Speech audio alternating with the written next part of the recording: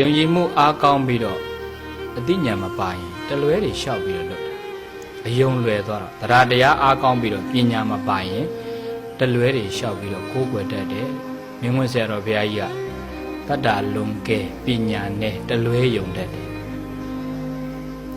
တရားတရားဆိုတဲ့ယုံကြည်မှုကအားကောင်းတယ်ချို့ကတရားတရားသိအားကောင်းတာတရားတရားအားကောင်းတော့ဟိုလူကပြောလဲယုံဒီလူကပြောလဲယုံဟုတ်ဘယ်နေရာကရဟန္တာကြီးပေါ်တယ်ဆိုရင်သွားလိုက်တာပဲဘယ်နေရာဘယ်လိုပုံကိုမျိုးကြီးပေါ်တယ်သွားလိုက်တာပဲသူကယုံကြည်စိတ်ကပိုများပြီးတော့စဉ်းစားဆင်ခြင်တဲ့ဉာဏ်မရှိတဲ့အခါကျတော့တရားလွန်ကဲပြီးတော့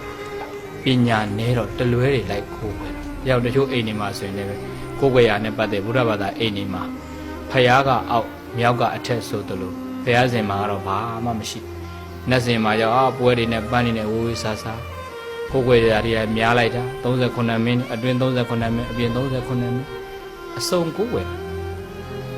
သူကကိုယ်ွယ်ခြင်းနဲ့ပူဇော်ပသခြင်းကိုလွဲတာ